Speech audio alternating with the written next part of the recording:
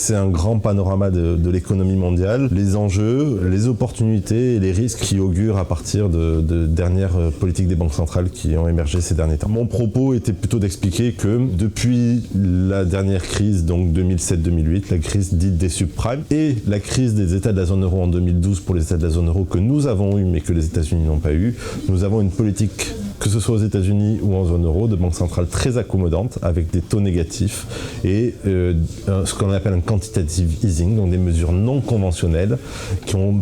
amené à un élargissement, un grossissement très très important des bilans de chacune des banques centrales. Donc pour faire clair, des achats d'actifs sur les marchés financiers pour procurer de la liquidité et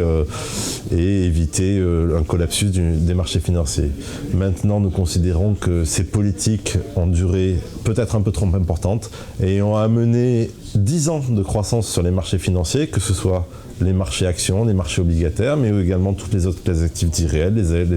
les actifs immobiliers, les infrastructures. Donc nous avons depuis 10 ans des actifs en croissance. Et le risque aujourd'hui est qu'en cas de crise économique, que ce soit une crise microéconomique ou une crise macroéconomique, la Banque centrale de la zone euro n'ait plus de marge de manœuvre, parce quand on a mis un taux de dépôt à moins 0,5, on n'a plus de marge de manœuvre pour baisser encore ces taux. Quand on a un bilan qui est de plus de 4 000 milliards d'euros, on n'a plus de marge de manœuvre pour faire grossir ce bilan, de plus avoir de marge de manœuvre en cas de crise économique de la part des grands argentiers centraux. Et donc se dire qu'à l'aune d'une nouvelle crise, parce que les crises se répètent de manière assez historique, quelles étaient les positions d'investisseurs que l'on pouvait avoir pour, alors pas éviter la crise, parce que tout le monde on ne sait pas d'où elle viendra et puis tout le monde passera par là, mais comment réorienter éventuellement ces portefeuilles d'actifs pour pouvoir survivre à une telle crise. En tant que chef d'entreprise, je dis toujours que ça fait 13 ans maintenant que j'ai monté ma société, donc j'ai vécu une crise et qu'il ne faut jamais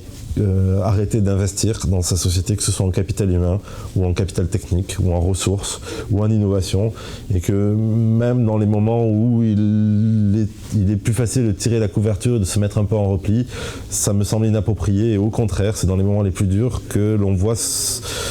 quand la crise est finie, on voit ceux qui pendant la crise ont continué à investir, et ce sont ceux qui sortent un peu du lot